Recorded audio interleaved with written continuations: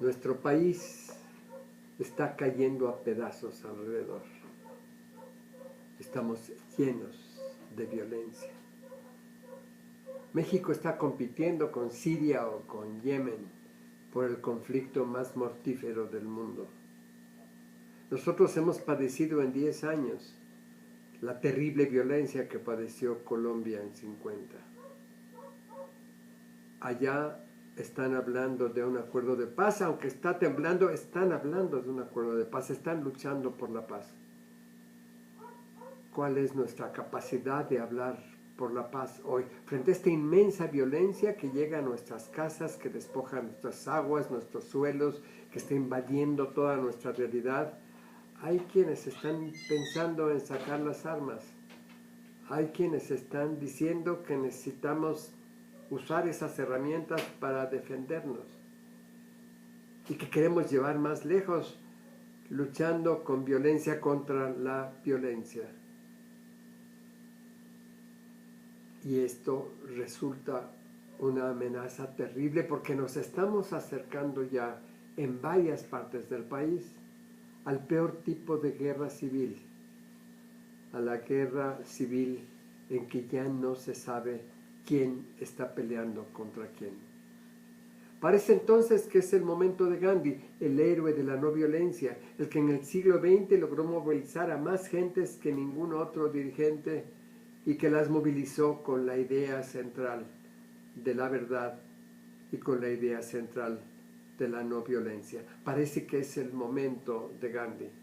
Pero al mismo tiempo, cuando uno piensa en Gandhi, inmediatamente empieza a entrar en una cierta confusión y perplejidad. ¿Cuál Gandhi? Porque hay muchos Gandhis. Porque su inmensa labor, los muchos años que dedicó a la meditación y a la acción, uno piensa que quizás escribió con las dos manos, porque ¿cómo pudo escribir esos 90 volúmenes que ninguno de nosotros puede leer? Y hay una serie de rasgos de Gandhi que hacen aún más difícil la lectura. Él hablaba siempre a alguien, estaba pensando en una audiencia concreta. Y si se trataba de los occidentales, entonces estaba hablándoles a los occidentales de valores occidentales. Les hablaba en sus términos, en cosas que pudieran ellos entender.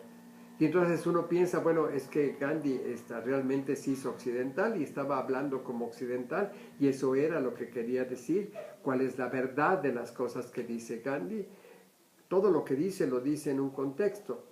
Entonces, ¿cuál es el contexto que corresponde a lo que está diciendo? ¿Cuál es el verdadero Gandhi? Y hay muchos expertos tratando de interpretar a Gandhi y tratando de decir qué fue exactamente lo que él quiso decir o dijo en algún momento de su larga y riquísima vida. Pero yo tengo la sensación cada vez más que esos expertos especialistas en Gandhi fracasan porque al mismo tiempo que parece muy difícil, resulta en rigor lo más sencillo del mundo y que la gente común lo sabe y que si uno menciona simplemente las dos palabras centrales del Gandhi, violencia, verdad, la gente sabe inmediatamente de qué cosa estamos hablando. Parece que este es el siglo de Gandhi, que quizás en su tiempo extremo del siglo pasado, cuando hace 70 años estaba en la cumbre de su capacidad de movilización, no estaba en condiciones de ser oído, de ser cabalmente escuchado. Ha llegado, nos parece, el momento de escuchar a Gandhi. Y escuchar, como nos dicen los compañeros mayas, no es simplemente oír, no solamente es poner las orejas, sino estar dispuesto a ser transformado por el otro, por la otra. Eso es escuchar. Y quizás es la hora de que escuchemos a Gandhi. Y vamos a escuchar aquí, en esta serie de reuniones que vamos a tener, vamos a tratar de escuchar al Gandhi del programa constructivo. Podemos hablar de inmediato de dos cosas distintas. Gandhi nos habla todo el tiempo, en eso estaba, de la lucha. Estaba luchando por la independencia de su país. Estaba luchando, protestando ante los británicos y pidiéndoles que se fueran. ahí está planteando que la no violencia es la mejor forma, el mejor medio para alcanzar fines políticos. Está utilizando una estrategia de lucha. Ya aquí inmediatamente entramos en la contradicción. Dije estrategia de lucha y estrategia es una palabra militar. Entonces, ¿cómo es esto de que es una estrategia, una palabra militar, para usar la no violencia y ganar en una propuesta, en una protesta? Entonces estamos diciendo que Gandhi, por una parte, está planteándonos una forma específica de lucha. Y por otra parte, Gandhi nos está hablando de su resultado.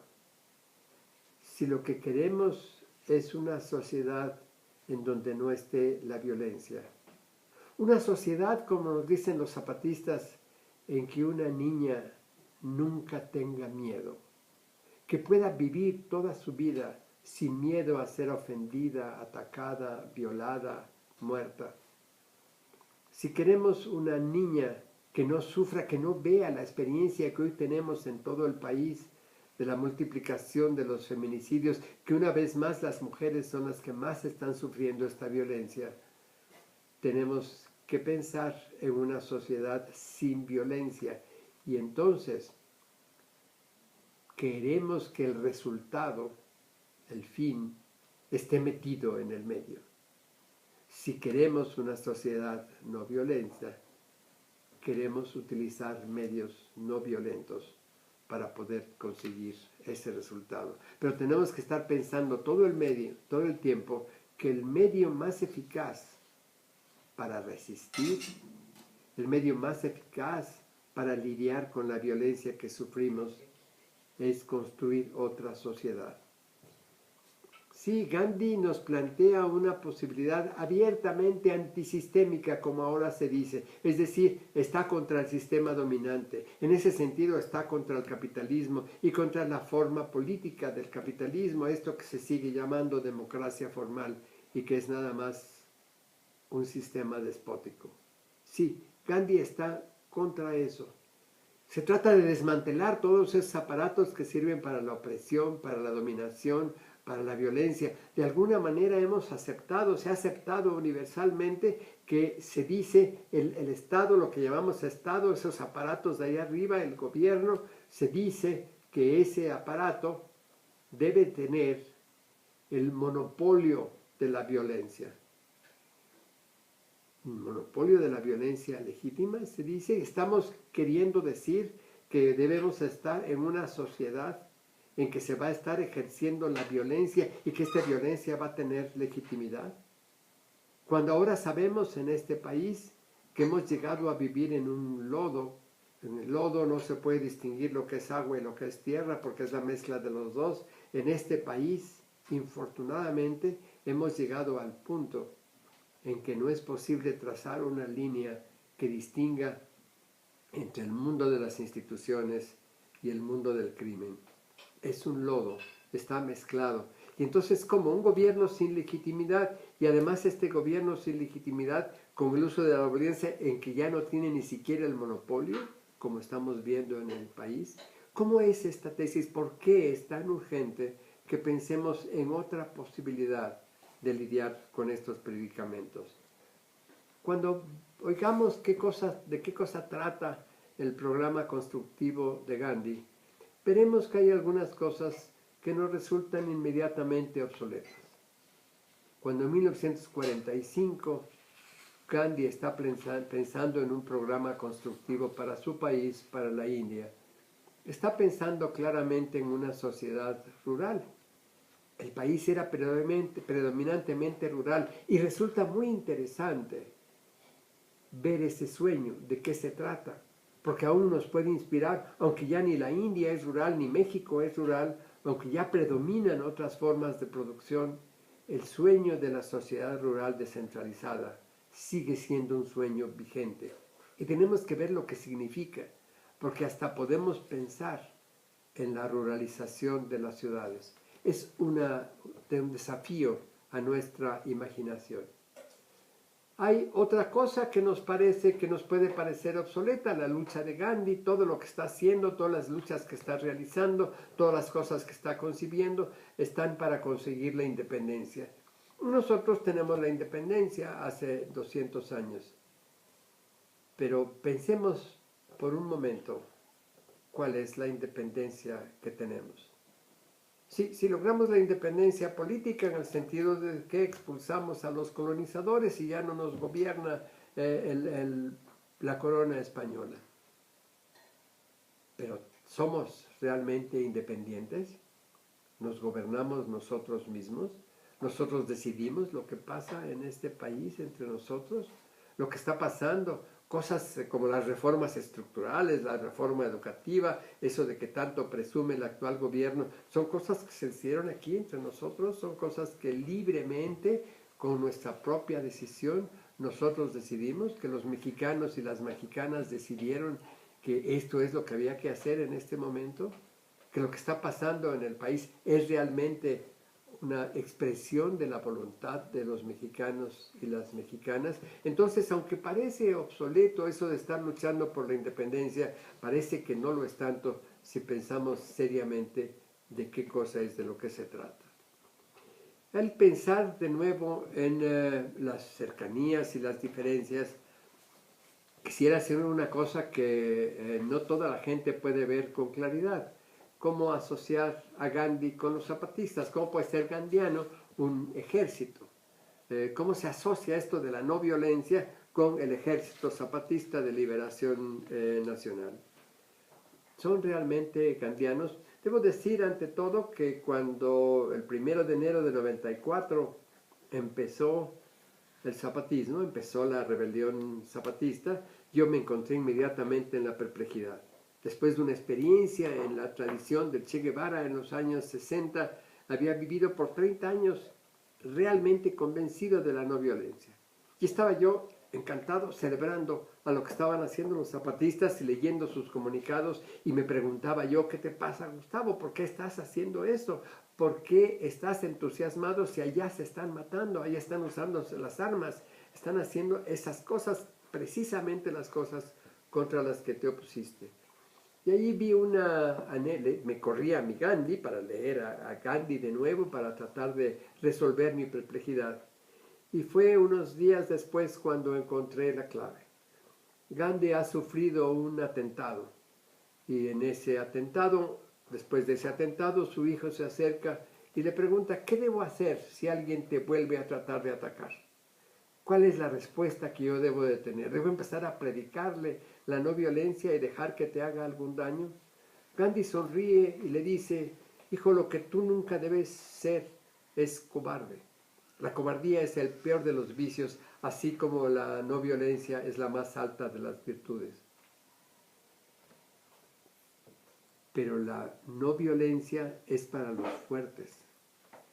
Si tú eres el débil, no te queda otro recurso que la violencia.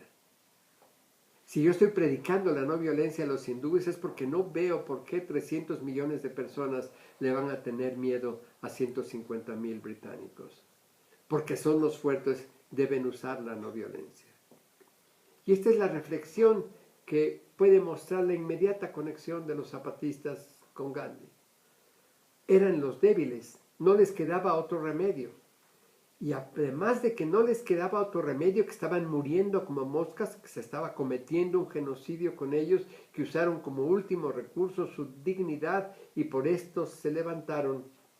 Todo hace pensar que se levantaron con la convicción de que iban a sacrificarse como la tradición maya, una generación para salvar a la siguiente, que esto es algo estrictamente kantiano, es algo que tenemos que utilizar. Y los zapatistas por 20 años han sido muy activos en combatir la violencia, principalmente la violencia nuestra, la violencia que nosotros podemos poner en juego cuando estamos enfrentados a tanta violencia.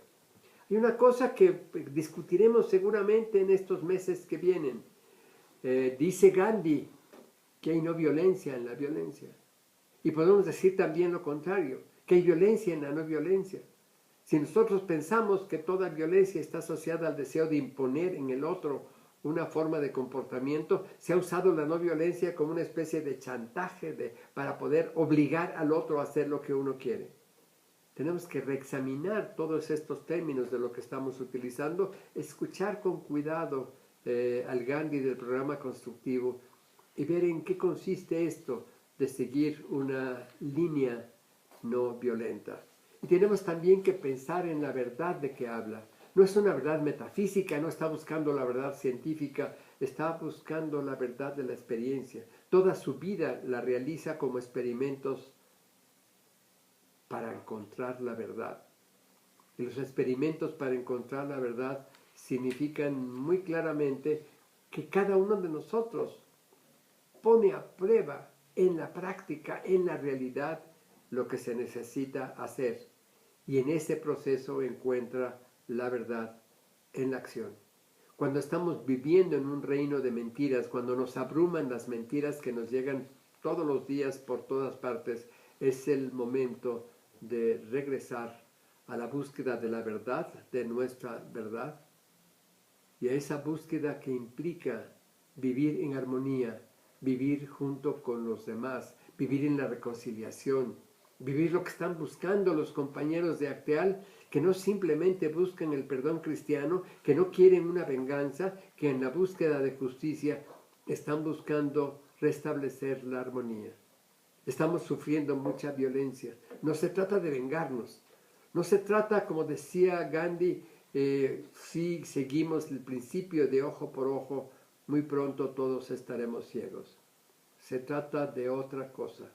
Se trata de encontrar el camino que nos permite restablecer la armonía entre todos nosotros. Se trata de encontrar más que una paz, las paces, las muchas paces que podemos tener en nuestras comunidades, en nuestros barrios, en nuestra realidad inmediata. Y por esto es momento de escuchar a Gandhi.